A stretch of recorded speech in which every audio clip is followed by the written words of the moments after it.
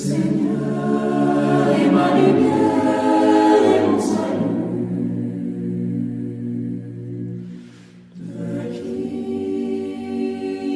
aurais-je craint? Bonjour à tous, aujourd'hui on se retrouve pour parler d'un thème très actuel, le carême. On peut se demander ces 40 jours pourquoi exactement? Se priver, se frustrer ou se dépasser? Pour en parler avec moi, Thaïs, Louise et Raphaël, salut à vous tous. Salut Maëlys. Alors déjà, première question, qu'est-ce que le carême et à quoi sert-il? Alors le carême, c'est la période de 40 jours qui précède Pâques chez les chrétiens. À quoi sert le carême exactement? On peut dire que ça sert à se préparer à Pâques. Et Pâques, c'est l'événement le plus important chez les chrétiens. C'est le cœur de notre foi. Sans la résurrection de Jésus-Christ, il n'y aurait pas de religion. Du coup, pour se préparer à cette magnifique fête, on prend 40 jours pour se recentrer sur Dieu et vivre une vraie conversion intérieure. Le but n'est pas d'arrêter le chocolat, c'est vraiment de se rapprocher de Dieu. Ah d'accord, mais pourquoi 40 jours? Dans la Bible, 40 est le nombre de l'attente. Jésus a vécu 40 jours au désert après son baptême, le peuple juif a erré 40 ans dans le désert avant d'entrer en Terre Sainte, Moïse a jeûné 40 jours avant de recevoir les tables de la loi, le déluge a duré 40 jours avant que Noé n'ouvre les fenêtres de l'arche. Cette durée fait bien écho à ces différents épisodes bibliques. C'est le temps de l'épreuve et du combat spirituel, tout comme les 40 semaines nécessaires pour donner la vie à un enfant. Et d'ailleurs, carême vient du latin quadragesima. Bon, pas sûr de la prononciation, si un prof de latin passe par là, qui n'hésite pas à me corriger.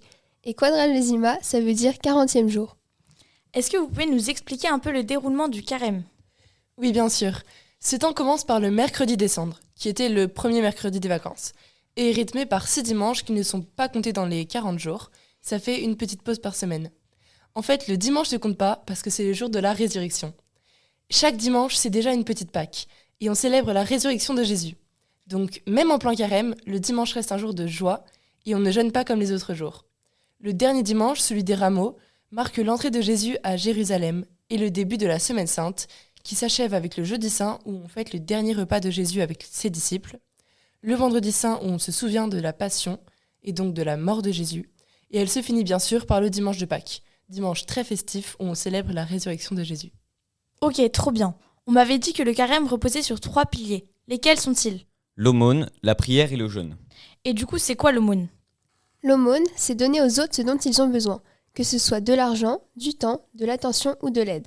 On peut aussi appeler ça du partage. L'idée est de s'appauvrir un peu de nos richesses et de nos biens pour se tourner davantage vers Dieu et les autres, et ça, c'est essentiel. Le carême ne doit pas nous rendre centrés sur nous-mêmes. L'aumône, ça peut être donné à une association, mais aussi plus simplement, rendre service à la maison ou aider quelqu'un en difficulté. Parfois, on peut avoir peur ou hésiter avant de proposer notre aide. Le mieux est de demander de l'aide à Dieu avant de se lancer. Très bien. Et maintenant, est-ce que Thaïs, tu peux nous parler de la prière? Alors, la prière, c'est une manière d'entrer en relation avec Dieu. Pour les chrétiens, la prière est un acte de foi et de communion avec Dieu. Elle permet de lui confier ses joies, ses épreuves et ses besoins. Par ce dialogue avec le Seigneur, les croyants trouvent réconfort, force et sérénité dans leur vie. Oui, d'accord, mais concrètement, comment on fait? Alors, c'est très simple. D'abord, on peut prier n'importe quand et n'importe où. Ça peut être chez soi, à l'église, dans le bus, etc. Une manière simple de prier, par exemple, c'est à la fin de votre journée, de dire un merci, un pardon et un s'il te plaît à Dieu.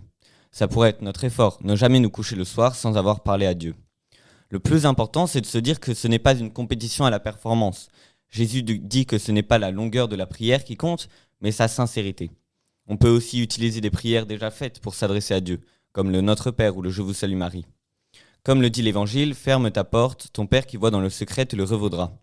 Cela signifie que la prière ne doit pas être un spectacle pour impressionner les autres. Ce qui compte, c'est notre sincérité et notre relation personnelle avec Dieu. Quand on se retire et qu'on parle à Dieu en privé, c'est là que notre foi se renforce et que notre relation avec Dieu s'approfondit. Le deuxième pilier, c'est le jeûne. Et là, ça devient plus sérieux. Déjà, il faut savoir que le jeûne, c'est la privation ou la limite de choses qui te sont agréables ou dont tu as du mal à te passer pour te recentrer sur ce qui est vraiment important et te rapprocher de Dieu. Oui, parce qu'on pense directement à ne pas manger. Mais le jeûne, c'est bien plus large. On peut jeûner des écrans, des réseaux sociaux, du sucre, d'alcool, de Netflix, bref, se détacher des choses qui prennent trop de place. Il existe donc différents types de jeûnes, alimentaires, numériques, matériels. L'important, c'est que ce soit un effort qui ait du sens pour nous. Et puis le jeûne, ce n'est pas juste se priver pour se priver.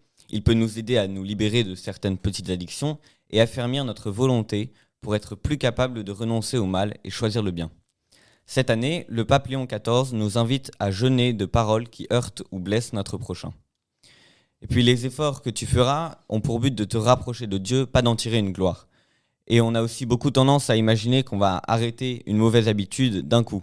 C'est parfois plus difficile qu'on ne le pense, mais Dieu est toujours avec nous et l'essentiel, c'est de se relever et de garder l'espérance. Comme le dit Saint Paul, l'espérance ne déçoit pas. Et la paltourage de Sigis dans tout ça, elle propose quoi concrètement? Alors, tous les vendredis, entre midi et 12h30, il y a la messe à la chapelle de Sigis et les mardis à la même heure à la chapelle de Notre-Dame. Ensuite, on propose aussi un temps de prière les lundis, entre midi et 12h30, et un autre temps de prière les mardis matins de 7h45 à 8h05. Pour la Semaine Sainte, nous vous proposons un temps d'adoration et de confession sur le temps de midi à la chapelle de Sigis le jeudi 2 avril, à l'occasion de la Semaine Sainte, qui est le dernier repas de Jésus. Le lendemain, nous vous invitons à un petit temps de prière à 15h, heure de mort de Jésus, le vendredi 3 avril à la chapelle de Sigis à l'occasion du Vendredi Saint. Eh bien, écoutez, merci beaucoup pour cet échange. Si vous avez des questions, n'hésitez pas à venir nous voir dans la cour pour en discuter. Salut! Merci beaucoup et à bientôt. À bientôt.